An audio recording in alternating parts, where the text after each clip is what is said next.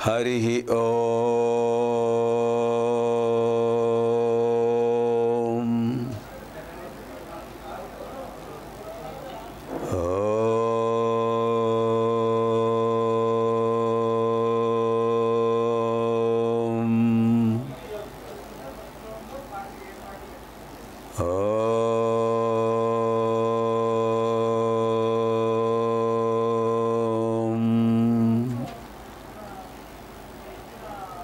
गणानां त्वा गणपतिगुं हवामहे कविं कवीनामुपमश्रवस्तमं ज्येष्ठराजं ब्रह्मणस्पत आनशृण्वन्नोतिभिः सीदसादनं प्रणो देवी सरस्वती वाजेभिर्वाजिनीवती धीनामवित्र्यवतु। ओम श्री महागणाधिपतये नमः। ओम श्री महासरस्वत्यै नमः। ओम श्री गुरुभ्यो नमः। हरिः ओम।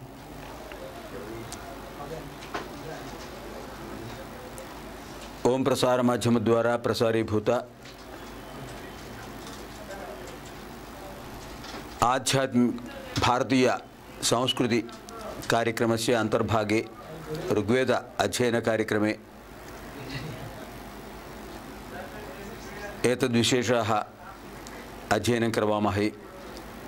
एतत् कार्यक्रमाय सर्वेभ्यः सन्दर्शकमहाशयेभ्यः तथैव संस्कृतभाषा जिज्ञासुभ्यः शुभस्वागतम्।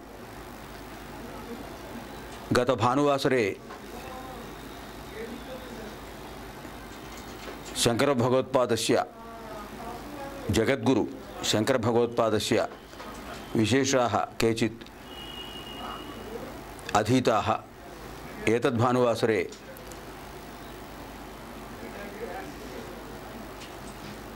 परे केचित् विशेषाः अध्ययनं करवामहे। క్రిందటి ఆదివారం నాడు శంకర భగవత్పాదుల విశేషాలు కొన్ని చెప్పుకుందాం। ఇప్పుడు కొన్ని విషయాలు మాత్రమే మిగిలాయి। ఆ పరిశిష్ట విషయాలు అధ్యయనం చేసుకుని దశమ మండలంలో పురుష సూక్తం ప్రారంభిద్దాం। ప్రథమతః ఋగ్వేద మంత్రం అధ్యయనం కర్తవ్యం।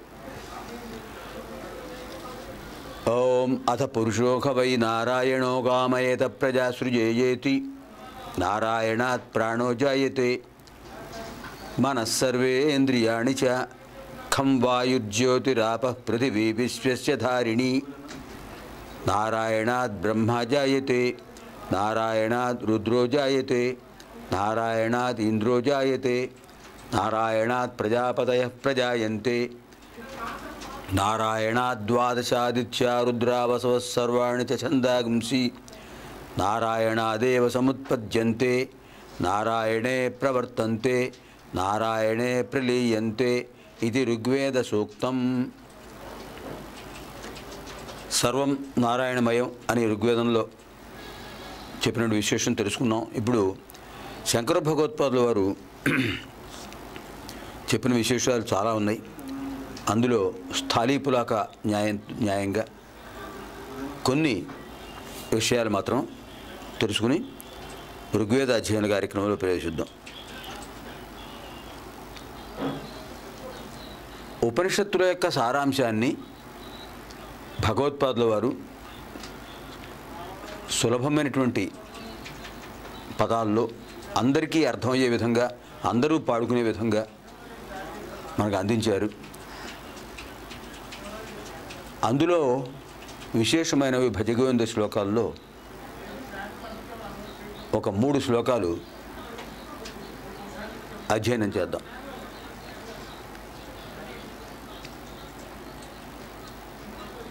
సత్సంగత్వే నిస్సంగత్వం నిస్సంగత్వే నిర్మోహత్వం నిర్మోహత్వే నిశ్చలతత్వం నిశ్చలతత్వే జీవన్ముక్తి భజ గోవిందం గోవిందం భజ మూఢమతే సంప్రాప్తే సన్నిహితే కాలే నహి నహి రక్షతి డుక్రీకరణే। ఈ మకుటంలో వచ్చిందే ఇది। సత్సంగత్వే నిస్సంగత్వం మంచివారితో స్నేహం వల్ల నిస్సంగత్వం ఏర్పడుతుంది. పనికిమాలిన విషయాల్లో ఆసక్తి కలగటం అనేది, వాటిని గురించి ఎక్కువగా ఆలోచించడం అనేది జరగదు. అది సత్సంగ ఫలితం. సత్సంగం వల్ల నిస్సంగత్వం. మంచివారితో సంఘం అంటే స్నేహం. మంచివారితో స్నేహం వల్ల, సత్పురుషులతో స్నేహం వల్ల నిస్సంగత్వం ఏర్పడుతుంది. అనవసరమైన విషయాల గురించి మాట్లాడటం కానీ, అనవసరమైన విషయాల్లో మనసును పెట్టడం కానీ, ఇలాంటివి అది నిస్సంగత్వం. ఆ సంఘరాహిత్యం పోతుంది, వాటి పట్ల ఆసక్తి పోతుంది. నిస్సంగత్వే నిర్మోహత్వం. ఈ నిస్సంగత్వం వల్ల ఏమవుతుందంటే మోహత్వం పోతుంది, అజ్ఞానం అనేది పోతుంది.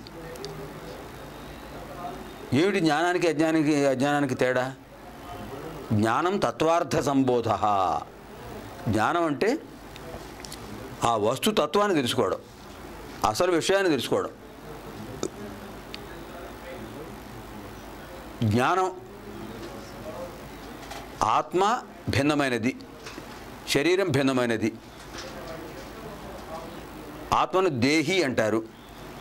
ఆ దేహి దేహంలో ఉన్నంత వరకు ఈ దేహం తనది అనుకోవడం అనే భావన ఉంటుంది. కానీ ఈ దేహి దేహంలో ప్రవేశించాడు. వాసాంసి జీర్ణాని యథా విహాయ నవాని గృహ్ణాతి నరోపరాణి తథా శరీరాణి విహాయ జీర్ణాని అన్యాని సంయాతి నవాని దేహి అని భగవద్గీత సాంఖ్యయోగంలో 2వ అధ్యాయంలో చెప్పాడు శ్రీకృష్ణ పరమాత్మ. వాసాంసి జీర్ణాన్ని యథా విహాయ, ఏ విధంగా అయితే చిరిగిపోయిన వస్త్రాలను విడిచిపెట్టి నవాని గృహ్ణాతి నరోపరాణి, మనిషి నూతన వస్త్రాలు ధరిస్తాడు. అదేవిధంగా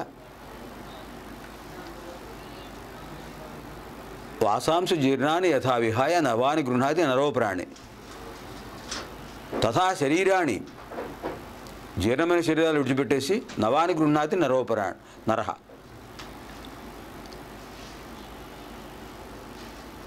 జీర్ణమైన శరీరం, వృద్ధాప్యంతో శిథిలమైన శరీరం విడిచిపెట్టేస్తాడు.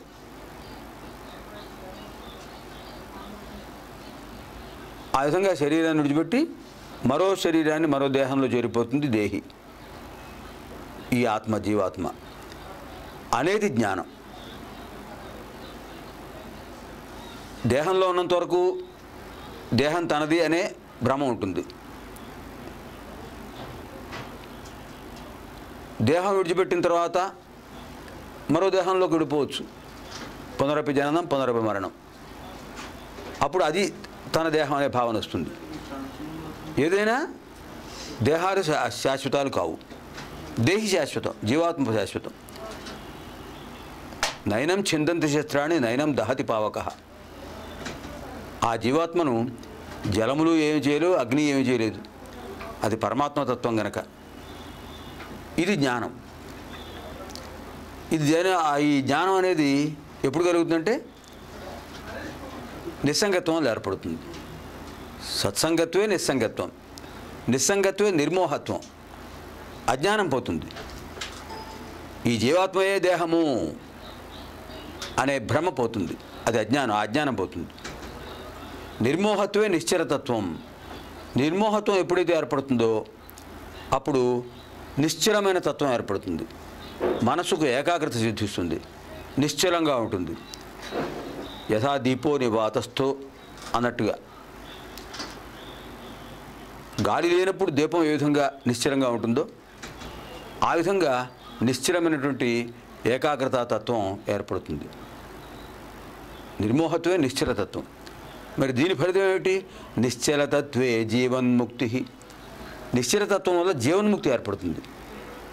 ఈ జీవితం అయిపోయిన తర్వాత, శరీరాన్ని విడిచిపెట్టిన తర్వాత పరమపదం ఏర్పడుతుంది, పరమపద ప్రాప్తి ఏర్పడుతుంది. అదే భగవాన్ సత్యసాయిబాబా వారు దీన్ని ఒక కీర్తనగా అందరూ చదువుకోవడానికి వీలుగా చాలా బాగా చెప్పారు స్వామివారు. శంకర భగవత్పాదుల విశేషాలన్నీ కూడా స్వామివారు చాలా సులభమైన శైలిలో కీర్తనలో చూపించారు. అంతేకాదు, శంకర భగవత్పాదుల వారి భాష్యాన్ని ఆయన చిన్న చిన్న కథలుగా లౌకికమైనటువంటి ఉదాహరణలతో గ్రంథాలుగా సందేశాలుగా ఇచ్చారు స్వామి ఓ ప్రసంగాల్లో. ఆ ప్రసంగాలు గ్రంథాలుగా వచ్చాయి. చాలా సులభమైనటువంటిది. బ్రహ్మసూత్రాలు మనం చదవడం, వాటిని అధ్యయనం చేయడం, అవగాహన చేసుకోవడం చాలా కష్టమైనది. ఉపనిషత్తులు అంతే, గీత అంతే, భగవద్గీత అవగాహన చేసుకోవడం కష్టమైనది.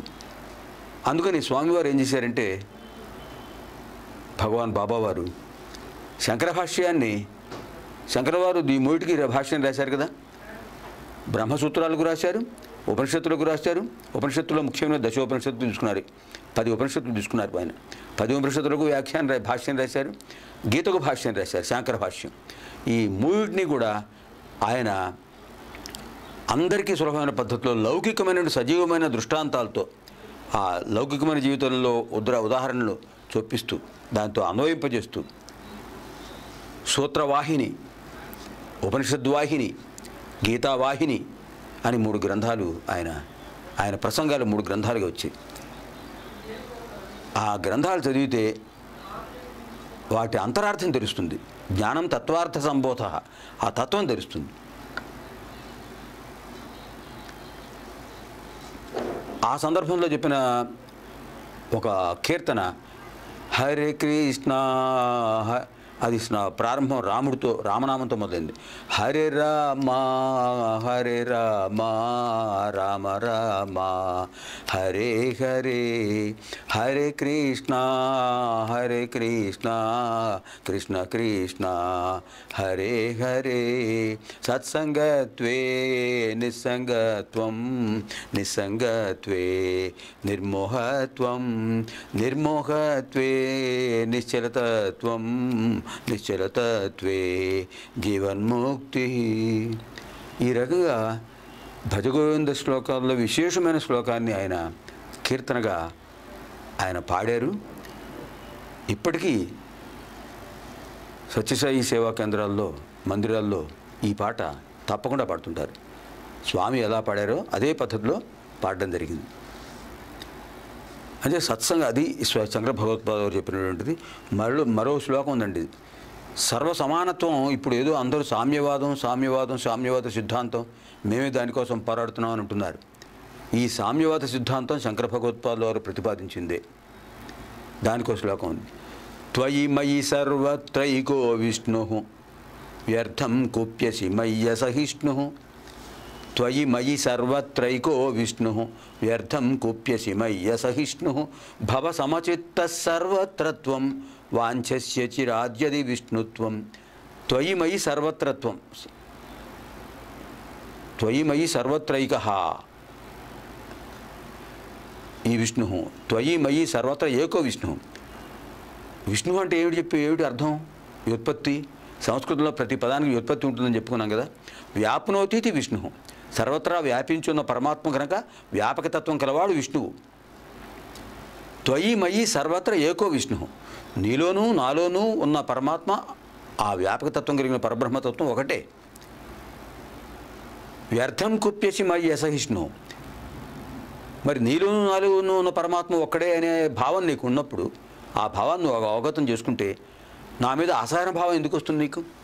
నేనంటే అసహనం, వాడంటే నాకు ఇష్టం లేదు అనే భావాన్ని అసహనం అంటారు. ఆ అసహన భావం ఎందుకు వస్తుంది? నీలోనూ నాలోనూ ఉన్న పరమాత్మ ఒక్కడైనప్పుడు ఏకపరాత్మ సర్వభూతాంతరాత్మ అనే భావాన్ని కనుక నువ్వు అవగాహన చేసుకుంటే ఈ భేదమే రాదు. వ్యర్థం కుప్యసి మయి అసహిష్ణు, త్వయి మయి సర్వత్రా ఏకో విష్ణు. నీయందు నాయందు విష్ణువు ఒక్కడే, ఉన్నటువంటి విష్ణువు ఒక్కడే. వ్యర్థం కుప్యసి మయి అసహిష్ణు, మయి నాయందు అసహిష్ణువు సహనభావం కోల్పోయి నా యందు అసహనభావంతో వ్యర్థం, ఎటువంటి ప్రయోజనం లేకపోయినా కుప్యసి కోపిస్తున్నావు నువ్వు. భవ సమచిత్త సర్వత్రత్వం, ఇది ఉపదేశం, శంకర్ల వారి ఉపదేశం. భవ సమచిత్త సర్వత్రత్వం, సర్వత్రా త్వం సమచిత్తో భవ. అందరి ఎడల, అందరిపైన సమచిత్తం కలిగి ఉండు, సమభావం కలిగి ఉండు. వాంఛస్య చిరాత్ యది విష్ణుత్వం, ఆ విష్ణువు యొక్క అనుగ్రహం పొంది ఆ మానవత్వం నుండి మాధవత్వం పొందాలంటే దాన్ని కనుక నువ్వు యది వాంఛసి, ఆ విష్ణుతత్వాన్ని నువ్వు పొందాలని ఆ కోరిక నీకుంటే భవ సమచిత్త, అందరిపై సమాన భావం కలిగి ఉండు అని చెప్పారు స్వామి. చూడండి ఎంత గొప్ప విశేషం చెప్పారు. అలాగే భగవద్గీత యొక్క విశేషాన్ని చెప్తూ స్వామి చెప్పారు, భగవద్గీత కించిదధీత గంగాజల లవకణికాపీత సకృదపి ఏన మురారి సమర్చ క్రియతే తేన యమేన న చర్చ గేయం గీతా నామ సహస్రం ధ్యేయం శ్రీపతి రూపమజస్రం నేయం సజ్జన సంగతి మనిషం దేయం దీన జనాయ చ విత్తం. భగవద్గీత కొంచెం చదివిన, రోజు కొంచెం కొంచెం శ్లోకాలు అధ్యయనం చేసిన, గంగాజలం కొంచెం స్వీకరించిన, ఆ భగవంతుడి యొక్క నామాన్ని కొంచెంసేపు ఉచ్చరించిన యముడి దగ్గరికి వెళ్ళవలసిన పని లేదు. అలాగే ఆ గీతా నామాల్ని, గీతలో భగవంతుడు చెప్పిన విషయాల్ని గేయం పాడుకుంటూ ఉండటం. జయం శ్రీపతి రూపం అజస్రం, శ్రీపతి రూపం అజస్రం, అజస్రం అంటే ఎల్లప్పుడు. జయం శ్రీపతి రూపం అజస్రం, ఎల్లప్పుడు ఆ భగవంతుడి యొక్క లక్ష్మీపతి యొక్క రూపాన్ని మనసులో ప్రతిష్ఠించుకోవడం. నేయం సజ్జన సంగతి మనిషం, అనిశం, అజస్రం అనిశం ఒకటే అర్థం. అనిశం ఎల్లప్పుడు, సజ్జన సంగతి మంచివారితో స్నేహాన్ని కోరుకోవటం. దేయం దీనజనాయ చ విత్తం, ఎవరైతే దీనులు ఆర్తులు దుఃఖితులు ఉంటారో వాళ్లకు ద్రవ్యాన్ని సహాయం చేయడం. ఈ 4 చేస్తూ ఉండు అని కర్తవ్యం బోధించారు స్వామి. ఇంకా చివరి ఒక విషయం చెప్పుకుని మనం ఇది పూర్తి చేద్దాం. శంకర భగవత్పాదుల వారు 32వ ఏట సిద్ధి పొందారు. సిద్ధి పొందబోయే ముందు 4 దిక్కుల్లోనూ 4 పీఠాలు స్థాపించి దానికి ఉపపీఠాలు కూడా స్థాపించారు. తూర్పు దిక్కున ద్వారకాపీఠం, పశ్చిమ దిక్కున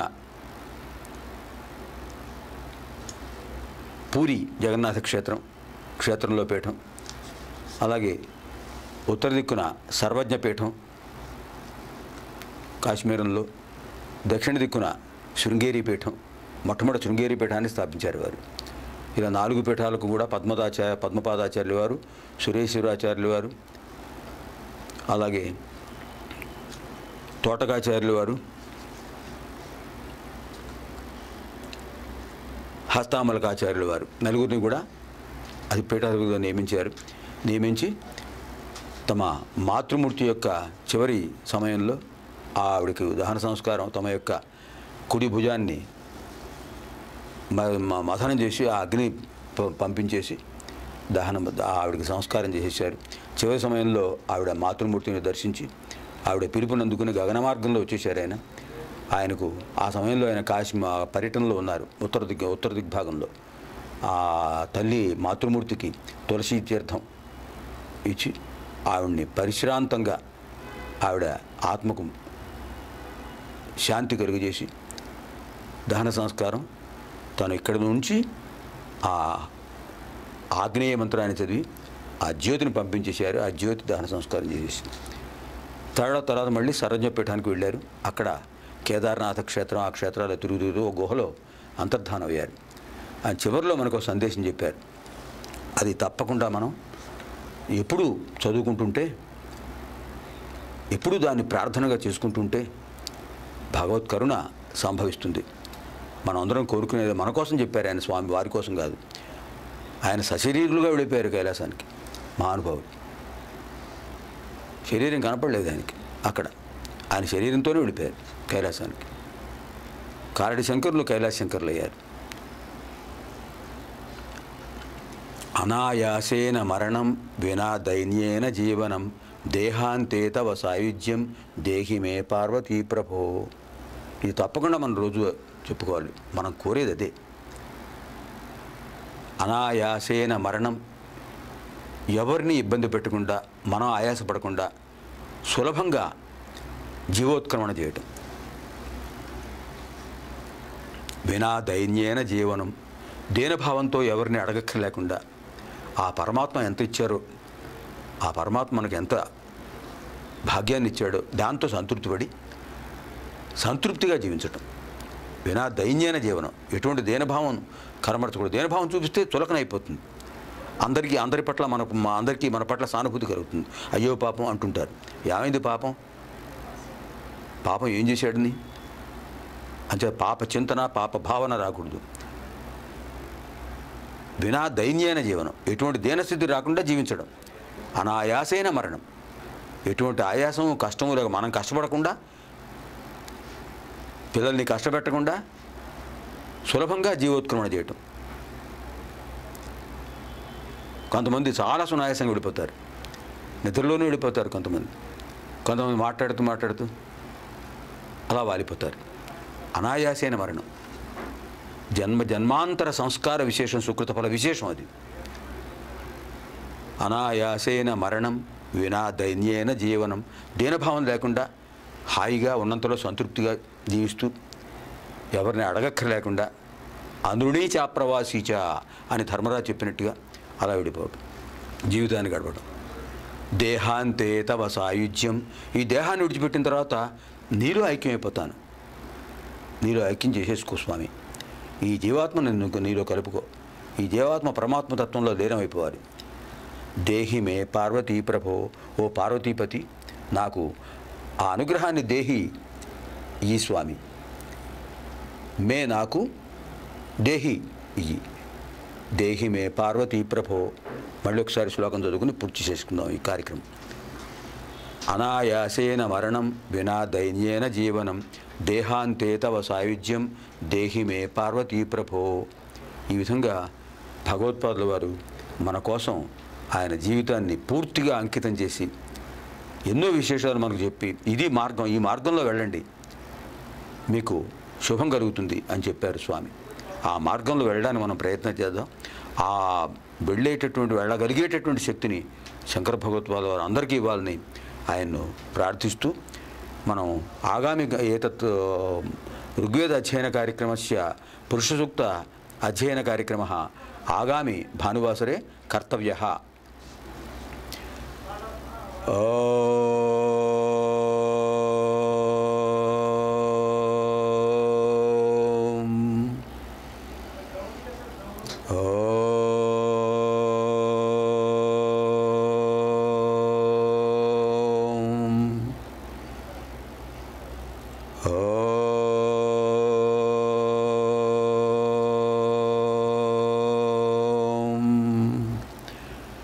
కేయూరాణి నభూషయంతి పురుషం హారాణ చంద్రోజ్వలాః న స్నానం న విలేపనం న కుసుమం నాలంకృతా మూర్ధజాః వాణ్యేకా సమలంకరోతి పురుషం యా సంస్కృతా ధార్యతే క్షీయంతేఖిలభూషణాని